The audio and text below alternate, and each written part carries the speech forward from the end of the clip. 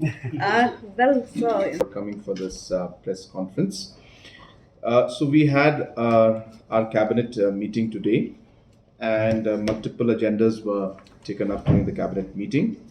I will just go through the agendas and the approvals that were given. First of all, we had cleared the list of holidays for the year 2025, and this was brought up by GAD. And there is no change in the list. It is as per the list that was there for this year. But as you're aware, as a formality for the cabinet to clear the list for the next year also, so we have done that today. Second is the after the retirement of one of the non-judicial members in the Meghalaya Human Rights Commission, we had a selection committee which is headed by Chief Minister, which had proposed the name of Shri H. Nongplu, retired IPS officer, to be the member or non-judicial in the Meghalaya Human Rights Commission. And that particular name and proposal, which was done by the selection committee, has been today approved by the cabinet. Third was the selection of the candidate for the post of Zilla Sainik Welfare Officer Shillong.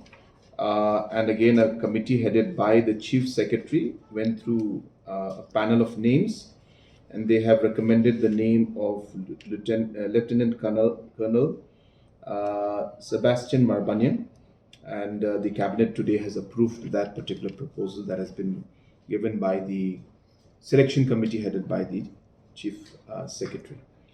The fourth and the fifth agenda was to bring up certain changes in certain rules of the Excise department.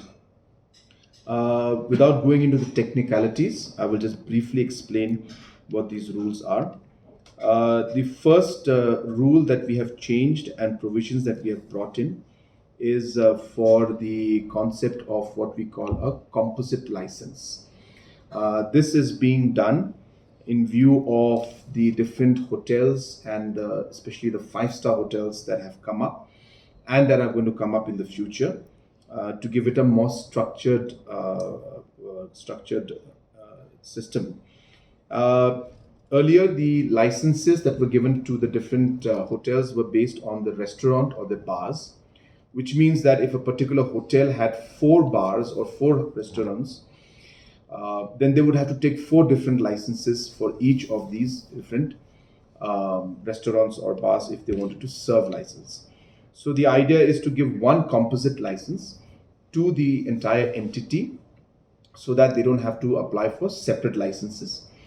And obviously the charges for these are going to be higher compared to the normal bar licenses, and that is the amendment that was proposed today by the Excise Department, and we have cleared that.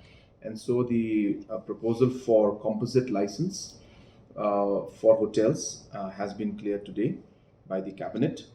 Also, we have cleared the proposal by the Excise Department to have a QR code based tracking system for the different products being sold by the Excise Department, which basically in simple terms means that every bottle that is going to be sold in Meghalaya is going to have a QR code tracking QR code on it.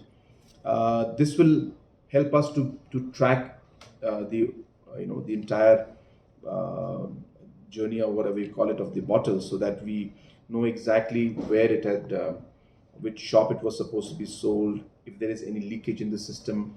So we'll be able to track this entire system, and we are expecting that this will have anything between 5% to 10% of impact on the overall revenue, and the leakage that we are seeing in today's system will be plugged by the use of the QR code technology.